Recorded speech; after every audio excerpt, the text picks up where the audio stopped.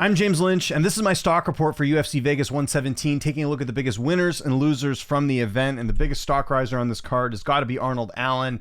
Fights an up-and-comer in Costa, who had a nice win streak coming into this one. Allen only minus 125 favorite. I actually thought this should have been larger going into the fight. Allen is a tough guy to finish. You see some of the guys he's been in there with, he's gone the distance with pretty much all of them.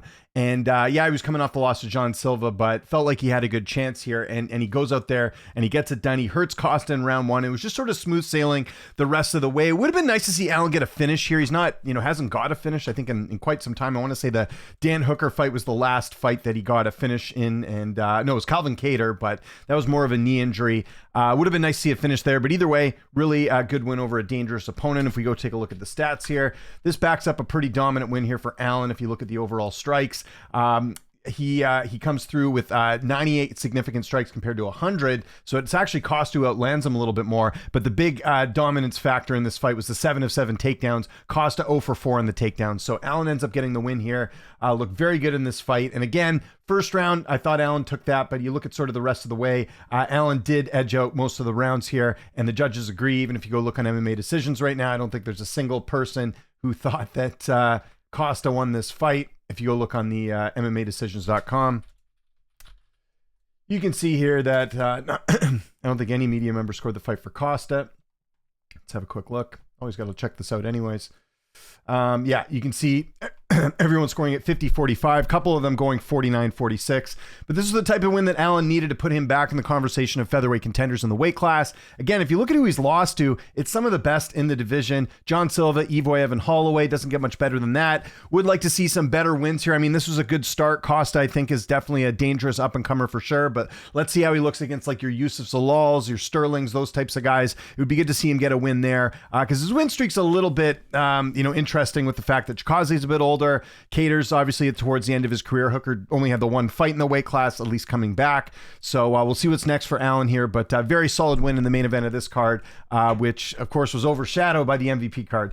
Okay, second biggest stock riser on this card. I'm going to go to the undercard in this one, and people may disagree with me here, but it's more about the context of the division, and that is Vieira. She ends up getting the win here as a slight underdog, plus 130 against Cavalcanti. She's 34, but the optics are that Vieira has now won a number of fights here. She's won, 2 of her last 3 in a division that is just dying for another contender here. So, maybe the performance wasn't like, actually, I shouldn't even say that. Her performance was very good in the fight, I thought. It's more of the fact that it's just a division that is desperately needing, some sort of movement. And Cavalcanti did end up outlanding her 53-30, but again, getting the one takedown here. Total strikes fairly even there. So Vieira ends up getting it done in this fight here. And again, it's more about the optics on this one. If you look at the weight class right now, if we look at the rankings, you will see that there's not a ton of movement going on. And of course, everything's at a standstill right now as we wait to see what happens with Kayla Harrison and Amanda Nunes. But if you look at women's bantamweight, whoops, I went the wrong way there.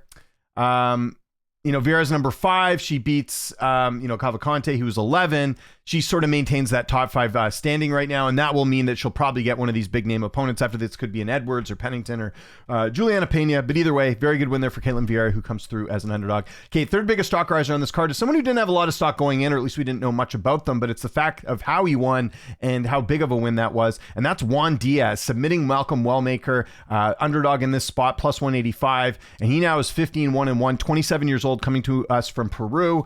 And, the big concern with him was the level of opposition he sort of fought coming into the UFC. It wasn't anything to write home with. He beat a 14-5 guy in Contender Series and a 14-9 guy prior to that to even get on Contender Series here. But beating Malcolm Wellmaker is a very big win. I believe that's Wellmaker's first stoppage loss. Yeah, it was, because obviously Ewing was the first loss.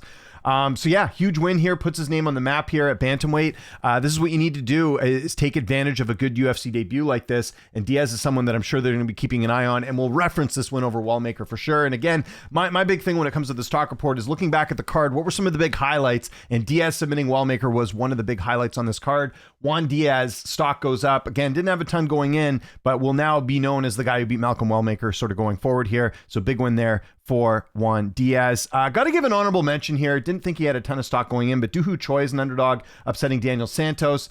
He was a plus 145 underdog. 35 years old and doesn't fight that much. That's kind of the concern, but I kind of forgot here that Choi now has won 3 in a row. So if you look at it there, Algeo, Landwehr, Santos, Kyle Nelson had a draw there. So really undefeated in his last 4. I remember back in 2019 when he lost 3 straight. Didn't look too good for him here, but he's slowly moving his way up. We'll see if this earns him a ranked opponent or someone notable at this point. But very good win here over Daniel Santos, who, like I said, was favored in this fight. Doesn't end up coming through. I'll give an honorable mention here to Dooho Choi on the stock report. Okay, next. Now let's move to our stock droppers on this card. There's a couple different ways you could go on this one. For me, it's all about the opportunity, and I think there was an opportunity missed here by Melky Costa in this fight. Again, he did outland Allen, but I just think like at 29, these are the type of wins you need to break through if you want to be in that contender spot. And listen, we know Costa can beat sort of the lower level guys in the weight class, the guys that aren't ranked. Well, I guess Ige's ranked, but you sort of get my point here.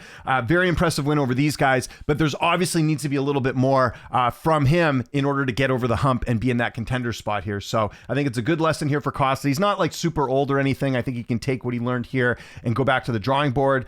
He's in the right weight class now. Remember, at one point he was fighting at lightweight and losing to guys like Thiago Moises, but I think he's found his footing at featherweight. I think the performance here was just one that it just shows there's a little bit more work to do here. So, his stock goes down in the sense that this was a main event. Had he won, he would be propelled sort of into that contender spot. With the loss, though, he's kind of in that spot where we don't really know where he fits. Is he a contender? Is he not?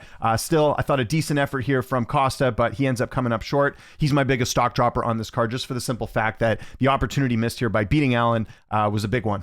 Okay, second biggest stock dropper on this card. Have to go with Malcolm Wellmaker, and it's unfortunate because I interviewed Wellmaker before this fight. Seemed like he made a lot of changes, that things were improving. Now, is it a case that Wellmaker maybe isn't as good as we thought he was, or is it a case that he's just fighting good opposition? Because last time I checked, Ethan Ewing's been doing quite well. He's going to be fighting Farid Basharat coming up here. Diaz may just be that guy. It's tough to say. Diaz did look very good in this fight.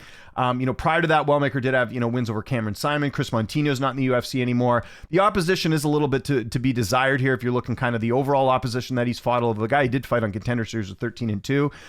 So we'll see. But it's just the fact that there was so much hype behind him. We know the story of him quitting his job and all that different stuff, and him getting a highlight reel finish. And a lot of that aura is gone, unfortunately. And now we're at the point where can he hold a job in the UFC? We'll see how the next fight goes, how he performs in this one. But I think we expect a little bit more here after losing. I mean, the one thing you can look at with Ewing, obviously we know Ewing's very good. It was a short notice fight for him too. So switch up in opponents, at least you had that excuse, but he had a full camp for Juan Diaz and he ends up getting submitted here. It's tough for Wellmaker, but I definitely think some of the luster, some of the, the stock that he had sort of going in is a bit tough. And here's the other thing with him. He's not really that young. He's 31 years old. So it's kind of like, you got to figure it out now if he wants to make a dent in the UFC's bantamweight division here. So tough loss there from Malcolm Wellmaker.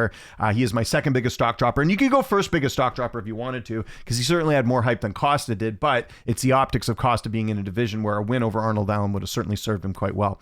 Again, third biggest stock dropper on this card was a girl who was favored on this card, and that is Jacqueline Cavalcanti. Now, I mentioned she did outstrike Caitlin Vieira. Ultimately doesn't end up getting it done here.